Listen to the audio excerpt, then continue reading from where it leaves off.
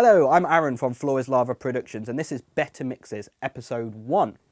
So, you probably all hear because of the title and the description, but no, it is true. This windshield scraper, this one, can help you mix audio better. Now, you're probably thinking, does it work well as a pop shield? Does it have some kind of acoustic resonance that makes every instrument sound great? Does it move the faders in a certain ratio that make things better?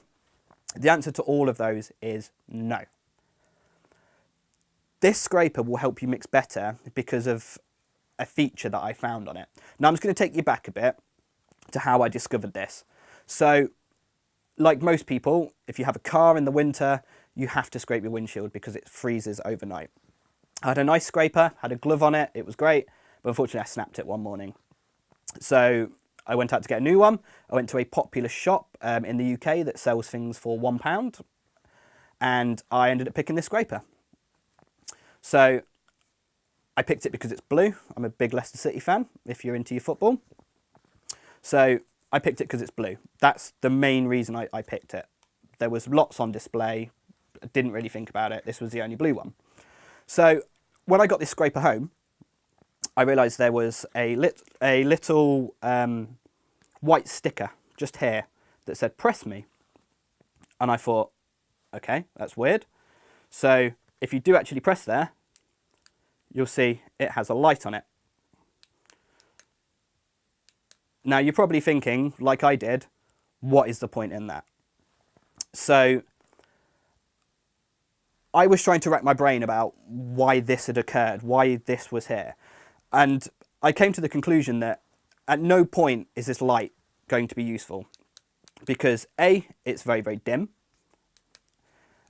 B, if you are scraping your windows and it is so dark that you need a light to see the windshield, it's probably not safe to drive.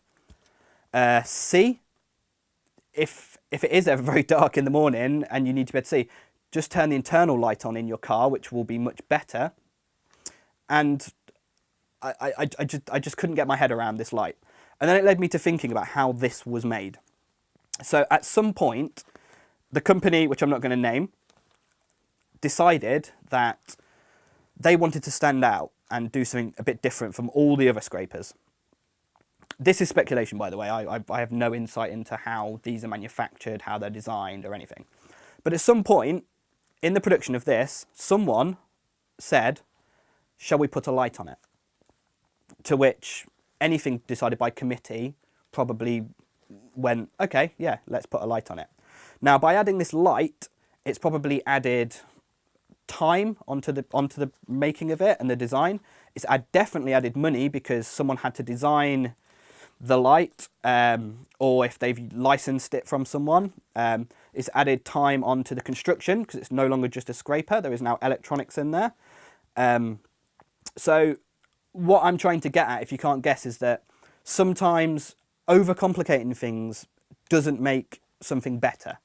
So to relate this to audio, I read a forum post a couple of years ago when I was working at a studio in Leicester that was basically someone asking how they can output each string on a bass guitar to a separate input on their door or their interface, should I say. So someone was willing to record each string individually. Now, to me, that is pointless and horse crackers. Like, there is no reason to do that. Now, the only thing I can think is that this person had read somewhere, either someone had made it up or someone had, done it for some weird reason and it had worked out quite well. So now this person was willing to spend time and money on being able to recreate that when, let's be honest, it's only going to cause more problems in the long run with EQing and phase, and you're not going to be able to tell the difference when it comes to just playing a normal bass guitar where it's DI'd or with a microphone in front of your cab. So that led me to think that sometimes you can overcomplicate things. You can add time and money onto your production that doesn't need to be there. the amount of time it would have taken to record all the strings, mix all the strings so they were coherent together, you might as well have just DI'd the bass and put a microphone in front of it. So that's my point, really. Do you need to overcomplicate something? Now, like I mentioned earlier, this has either come from they've read something online, or if, you know, Dave Pinsano or CLA said something like that, most people would go, they are huge producers and mixers, engineers, so if they're doing it, I should be doing it. But the problem is your band going to pay another half a day's rate just so you can do something that only you are going to know about? I've made this mistake myself in the past. I've done things that have added a day onto production, and then when it comes down to the mix, no one other than me knows it's there. So yeah, a bass guitar recorded with each string individually might be absolutely fantastic, and it might be the best thing in the world. But is Joe Public going to be able to tell the difference between that and, you know, a DI'd bass? Because if they can't, then there is no point. That doesn't mean you can't experiment with stuff. This industry is built on experimenting, finding new ways of doing things. But just be wary of, do you want to add time and money onto your production that really doesn't need to be there? So whenever you're thinking, oh, shall I put 5 mics on this acoustic guitar? Just think to yourself, scraper. Think, scraper. Adding this light has put the product back in development time, and it's probably cost more money. So someone somewhere is sitting there going, if we hadn't have put that light in, we would be making 5p more per scraper. And that all adds up. So all of those 2-3 hour setups will add up over a month and over a year. So how much time are you wasting by doing experimental things that just don't need to be there?